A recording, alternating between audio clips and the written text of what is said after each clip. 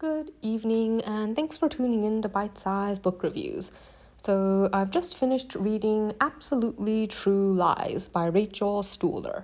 The main character, Holly, is a celebrity news writer. At least that's what she likes to tell people. Like her former classmates and her family back home all think that she's gone to LA and managed to make it big as some type of big shot writer, and she doesn't want to disillusion them of her success. But the reality is that she works for a really tiny gossip magazine that pretty much no one has ever heard of. She can't actually get into the kinds of events where you would be able to score an interview with an actual celebrity, and she spends most of her time writing really short pieces like movie reviews that almost nobody actually reads. But she doesn't really want to accept that she isn't happy where she currently is, and she definitely doesn't want to acknowledge that the fact that she has been stuck where she is for so many years may largely be her own fault, because Holly is the kind of person who tends to believe she's going to fail at things before she even tries them, so she avoids trying them in the first place so that she doesn't have to accept rejection or failure or have to face up to not succeeding at something. So she prefers kind of to bury her head in the sand and pretend that everything is going to be all right, or to pretend that when opportunities don't come her way or something, that it's not her own fault for not pursuing them when they come up. But when her magazine closes and she loses her job unexpectedly, she finds herself in a position where she absolutely has to find some other way to support herself, or else she's gonna end up having to move back home with her mom, which is something she absolutely does not want to do.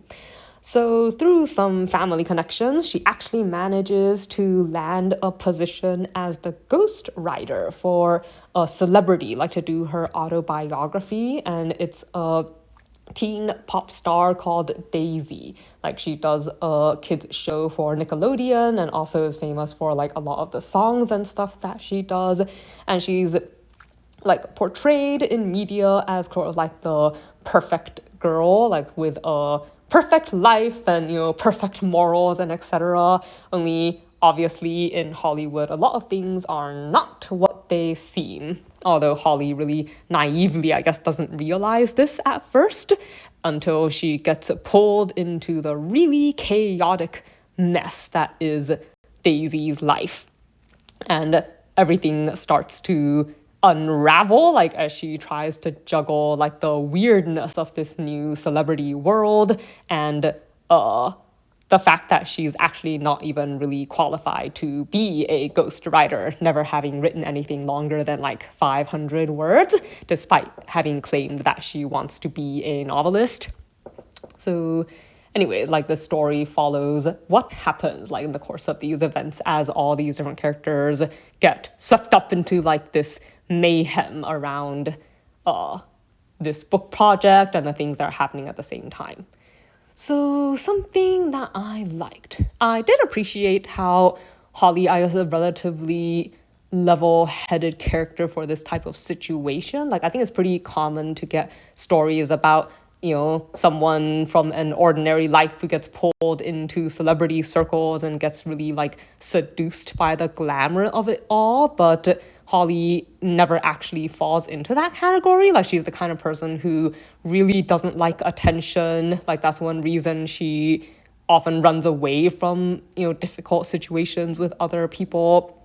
But she's not actually the kind of person who ever wanted to be famous, and nor is she actually interested in being in the spotlight in any way. So she never goes through that step of being drawn in, I guess, by the glamorous elements, I guess, of the rich side of life or whatever. It's pretty clear to her a lot of what the problems are pretty early on, even though she is still pretty naive.